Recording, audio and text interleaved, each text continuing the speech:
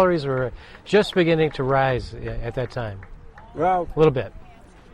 we thought they were good, but about 2 years or 4 years later, they really got up. It really there. picked up, Yeah, right? so- That was the beginning. So, can you tell us about being you're picked by the Lions, 1961, and now the negotiation process was quite a bit different in those days. You didn't have an agent. No, and they called me and said, are you going to sign with AFL? And I said, no. They said, we're going to draft you. I said, well, fine. I hadn't heard from the Lions. I'd heard from a lot of teams. So they were playing in the Runner-Up Bowl at the time, which was a game in Miami, Florida. Right. Against the Browns, I think. Yeah. Yeah, and the winner got $600 and the loser got $400. Right. So we're going to be in your hotel, Dan. We want to take you out for dinner. I said, no. I was heading for the Hula Bowl. But the seniors that year, we were in the All-American show in New York with we went on Ed Sullivan's show and the morning show with Dave Garraway, I think, and then so we all got together and we said we were going to sign for $15,000 with a $10,000 bonus. That was our rallying cry. 15-10, which is huge money. Oh, 15-10. Yep. And we go to Hula Bowl. How you doing? 15-10, 15-10. So I was down in Columbus, Ohio for an awards banquet. And our little black halfback, Mel Weston, and I were rooming together. So we get a call, and it's the Eddie Anderson, general manager of the Lions. He said, Dan, I'm in town. I said, good. Let's go to dinner. I said, great. Where are we going? He said, well, why don't you just come up to my room? All right, man, I'll get a free dinner. So we were eating. He said, Dan, we need to sign you. I said, I'd like to sign Mr. Anderson. So he lays $5,000 in $50 bills on the table. Now, I had never seen that much money in my life. And he said, you want that money? Yes, sir. Yes, sir. I want that money. Well, sign here, Dan. Okay, what? It was only $12,000 by signed, and I got my $5,000. To my dying day, I will know he had another $5 in his pocket. But I didn't know it at the time. And he probably went back and said, oh, I got all this money. What am I going to do with it? And obviously, today's contracts are millions and millions for the 23rd, or would be multi-million for a 23rd pick. However, in 1961, that was still a fair amount of money, a pretty good amount of money. I don't think anybody got more than that. Right. We talked about it. That was Did you good get money. your 10? Oh, yeah. You get 50. Yeah.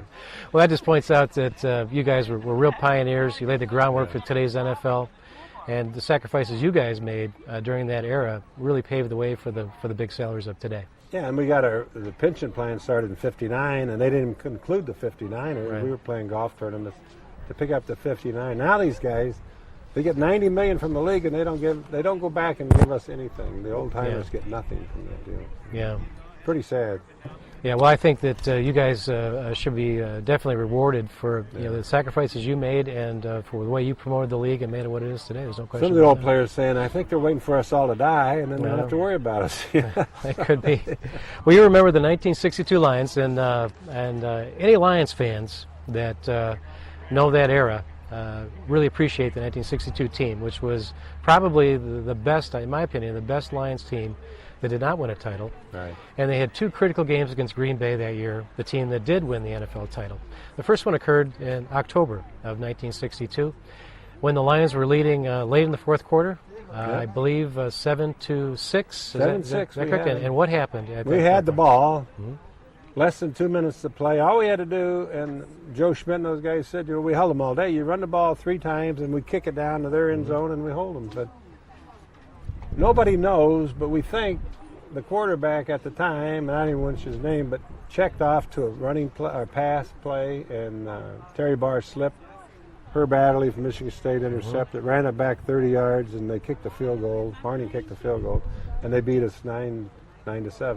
And they were going to kill the quarterback. Alex Karras said, I'm going to kill you. And then George Wilson said, no, I call the play.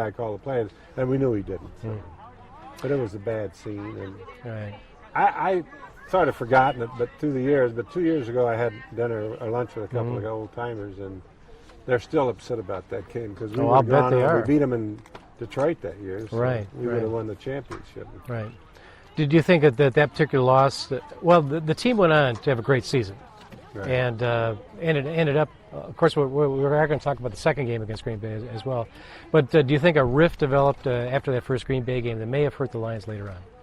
No, because we still won every game except the last one. And the last one, we couldn't win the championship. It was Chicago. It was cold. Right. I just think we kind of gave up and let them then win the game because nothing we could do. Well, let's go to the Thanksgiving Day game, 1962. Right. Packers came in undefeated. Right. And the Lions came out with one of their best performances in their history. Right. Fearsome pass rush. I really think that, I know that later on the Rams coined the term fearsome foursome, but I believe the Roger Brown, McCord, and those guys had that moniker at that time, if I remember correctly. And what was the mood in the locker room before that particular game? Well, all you can think about is what happened in Green Bay, so we weren't going to happen again. It wasn't going to be a close game. We knew that. Most people in the state of Michigan have seen the picture where 5 defensive linemen are on top of Bart Starr. That Right. happened all day long, and that was that game. That's correct. One of the best games by the Lion defense in their history. The pass rush was awesome. Starr was crushed the entire day, and like I said, Lions fans still remember that victory. And they today. never got to our quarterback. We had Right. we held out their line, and we marched down the field. We scored when we wanted to, and that's where the first game should have been. But Right, it and was then cold and windy and rainy. Green Bay ends up 13-1. They win the NFL title. The Lions Right. up 11-3 that year, but with an extremely strong team. Now, as you move forward, you obviously have remained in athletics to this very day.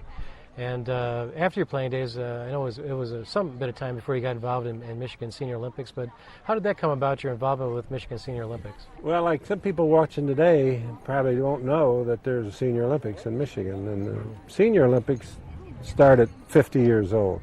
There is the AAU, and they start at 30 years old and go to 90. But Michigan Senior Olympics start at 50, and then every 5 increments all the way up to 100.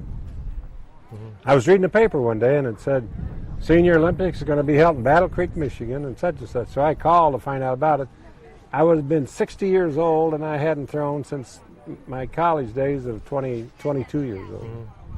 So I said, maybe I can do this. So you pick up a shot, and I've lost, my knees are both gone. I've had operations on both knees. My wrists are gone, and my body's gone. It's a world of difference between 60 and 69. I know that. That's for sure. That's for sure.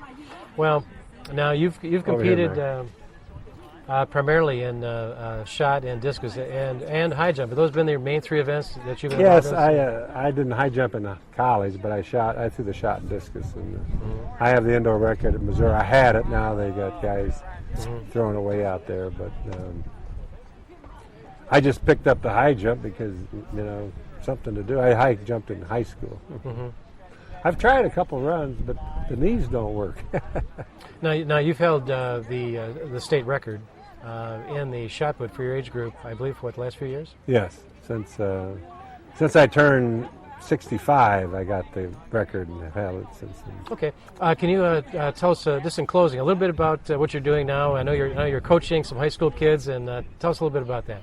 Well, my wife and I moved up to our log cabin in Luther, Michigan, which is south of Cadillac. We live on the Pine River in a log cabin, and I've been helping the Pine River schools shot putters. So our boy and our girl both broke the school records last year. Oh, that's great. The girl's just a freshman, so she could be something special. But I thought I could work with my shot put techniques. You spend so much time with these kids, you don't have time for yourself. Right. But I've built a pad in my backyard. I have a little field there, and I can throw out there. Yeah. Well, Dan, thanks a lot for being with us today and sharing some interesting comments about your career, and congratulations to you and continued success with your athletic career and your coaching. So Thank you very much. You're very welcome. And we'll see you next time on Live Long, Live Well.